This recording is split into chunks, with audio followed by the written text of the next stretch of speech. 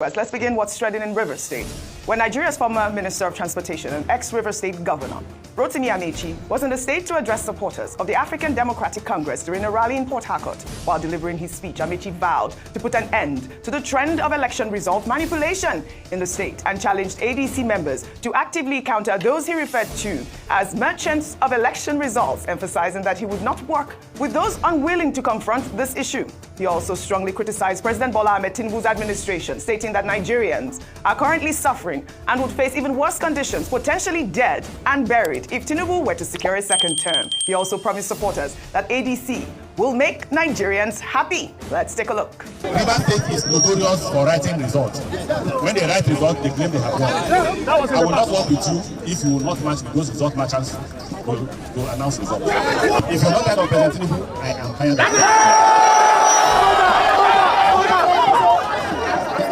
If you are not hungry, I am hungry.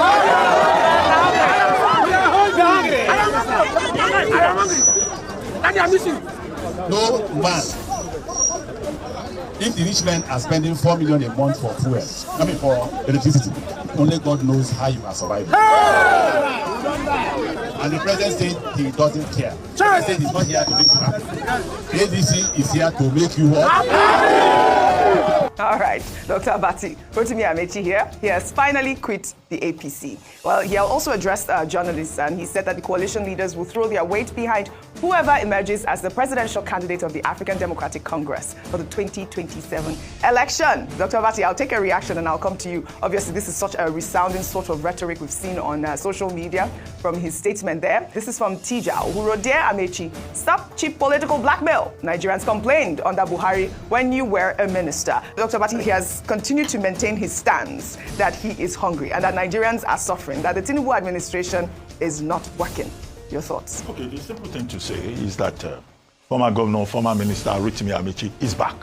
There was a time that people were looking for him in the political space, either in Rivers State or the Nigerian space. He withdrew from the space. Now he has joined the ADC, the coalition, the opposition movement, and he resigned earlier this week. He said his ambition is to save Nigeria from the fangs of failure, from the anguish, the pain that the APC now, he spoke small English there, pellucidly symbolizes. Pellucidly, simply means, in simple English, clearly symbolizes. Yes. But in that statement, he tried to show that he read English at the University of Port Harcourt. The second thing that he has done is to go on that return to Port Harcourt, and he was received by a very large crowd. Now, at that occasion also, he condemned the Tinubu administration, and he says that the country is at the risk of collapse, and that he told the people who received him they should go home and start registration, and that they should defend their votes. They should not allow anybody in 2027 to write results. They must come out to vote. So at a personal level, you can call it the return of Rotimi Amaechi into the fold. So that space in Rivers State is also going to get very interesting very soon, because he will have to contend with his former chief of staff, Nyesom Wike, who had vowed publicly that he will deliver not just Rivers State, but whatever can be delivered in favor of President Bola Ahmed Tinubu in 2027. So we're going to see, a greater battle in Rivers State. But in all of this, you cannot deny him the opportunity to express himself. But how far can the ADC go in the face of the incumbent power, influence, and impact, if you may add that, of President Bola Ahmed Tinubu? So the game is on. Now, in the man we interviewed earlier on, Segi Osugun, he is running on the platform of ADC in Edo State, Edo Central, planning to go to the Senate. So the ADC, after all, may not well be, a phantom, organization. They are putting a lot of pressure. And all of this will come into our analysis for ahead of 2027. In another development, the People's Gazette has published an investigation in a series of exposés on how the Minister of the Federal Capital Territory, Nyesom Wike, has allegedly repurposed land administration to enrich his family, according to the Gazette on July 16th, despite a presidential probe purportedly underway. After their first publication, Wike allegedly signed 33 approvals for his family and friends. Among the beneficiaries was his father, Joshua Wike, who reportedly received a piece of land in Guzape 2 The 90-year-old was allocated 1,042 square meters of land worth 400 million naira under file number 62783 in the cited land documents. Other family members reportedly include cousins and nephews and sisters and brothers. The reported 33 allocations of land have sparked widespread criticism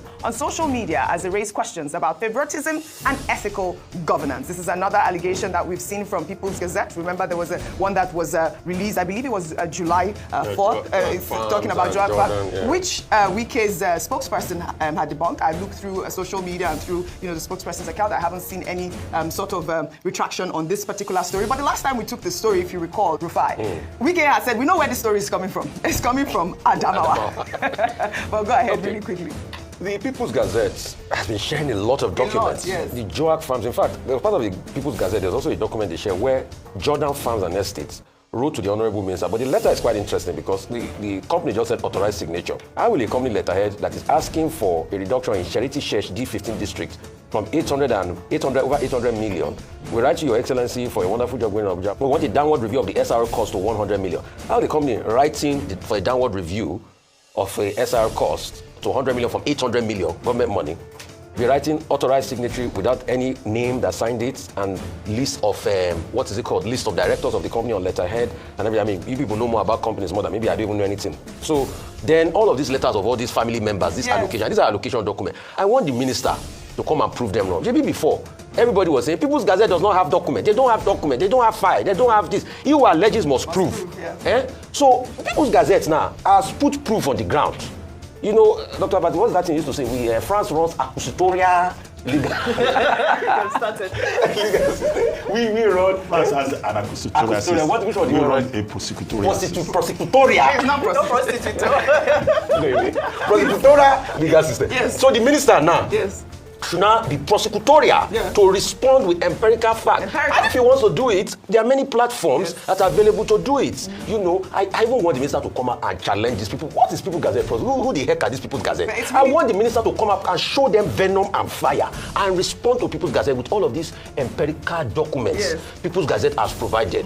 At first, maybe the minister can come and even disprove those documents for us, but he needs to come out. Well, our system says, the prosecutorial model says, you are innocent. Until proven. No, that's why I say the minister should come out and fight back and prosecutorial the People's Gazette. I'm joking, but the serious part of me now is the fact that these allegations deserve, in a sane country, the minister should rise up. Well, there's a presidential in a sane country, we should also ask, where is the EFCC? In all of this. By now, I'm not sure the minister is no longer governor. The EFCC should be able to say, I mean, these are enough grounds to be able to ask questions. The ICPC should be able to ask questions, but the minister should come out and clear all of this. We need facts for him. So, Minister Wike, over to you, sir. All right. In another development, the Nigerian Senate on Wednesday dismissed Senator Natasha Akpoti-Uduaghan's attempt to return to legislative duties as skit-making and political theatrics.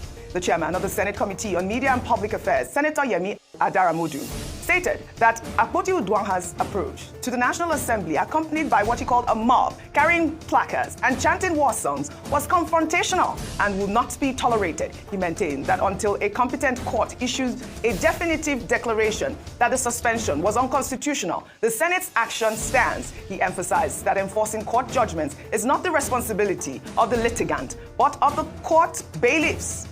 In the same vein, a member of the House of Representatives, Clement Jimbo, of the All Progressives Congress, has urged the Nigerian Parliament to advise the judiciary to deliver clear and unambiguous judgments. Jimbo expressed concerns over court rulings that are open to multiple interpretations, leading to confusion and exacerbating internal crisis, especially within political parties. Let's take a look.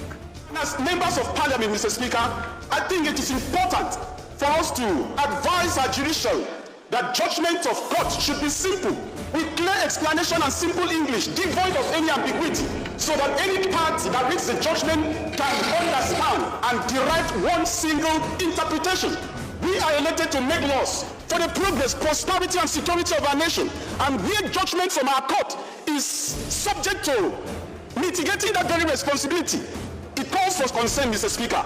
And of course, we, as members of the Parliament, should not sit aloof and allow judgment that emanate from our court to be subject of different interpretations. I mean, this is actually what we were talking about yesterday, Bimbai, and this is Dr. Abati raised that point actually. And you know, talking about the Senate spokesman, Adara Modi, who is insisting that the Federal High Court judgment did not invalidate Akpoti-Uduaghan's suspension. Instead, it only ordered her to apologize, pay a 5 million naira fine, and retract a social media post, a ruling she has already appealed. He argued that it is baffling for someone to appeal a court order and then try to enforce it as if it were final. Meanwhile, other attorneys, like Falana that I raised yesterday, have interpreted the judgment as binding. And I thought to just emphasize on this point that this, APC rep has made, which is we cannot leave these judgments ambiguous. Quickly.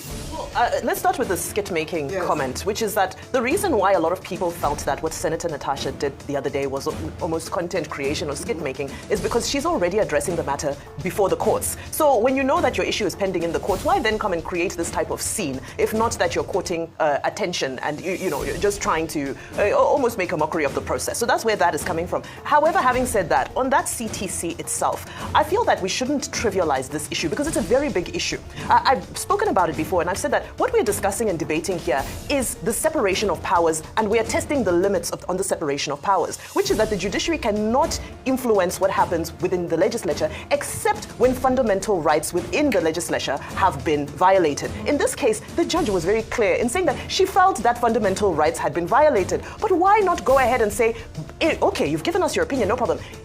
Given this, order. Here we go. Because she's saying that fine, the Senate rules were Yes. violated and so forth, but the punishment was too excessive. No problem. How do we give justice? Because you're there to remedy what you feel is an injustice. Right. And I think that's where the chaos now happens here, because you've given us your motivation that there's an injustice. You've concluded that there's an injustice, but you're not giving us a remedy for that injustice, which is why somebody would, I don't support self-help, but this is why somebody would now delve into self-help, because the judge is on my side, but the judge, what is stopping the judge? And that raises many other questions that we don't have time to delve into today. But for me, the question is, what is stopping the judge from prescribing the remedy for the injustice that she has observed has taken place? Yes, well, I hope that the Nigerian parliament takes note of this conversation. And kudos to that APC rep who's raised this point about ambiguous judgments. Meanwhile, the video featuring Senate President Godswill Akpabio mistakenly saying that President Bola Ahmed Tinubu had been buried during Wednesday's plenary session has gone viral. However, Akpabio quickly corrected himself, clarifying that he meant former President Muhammadu Buhari. Let's take a look. The whole country is very proud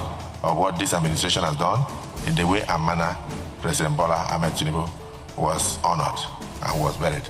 And you can see, even from President Buhari's President Buhari was honored and buried. All right, this video has been trending, but I mean, this is a common mistake. Come on. Everybody makes exactly the same sort of mistake, Rufai. I think we've even done that several times. I mean, the man just died. Please give the man a break, really. Yes, this is it now. I want to defend Senator. And you know, he was commending President Tinubu for his role during the burial ceremony, which we have done here.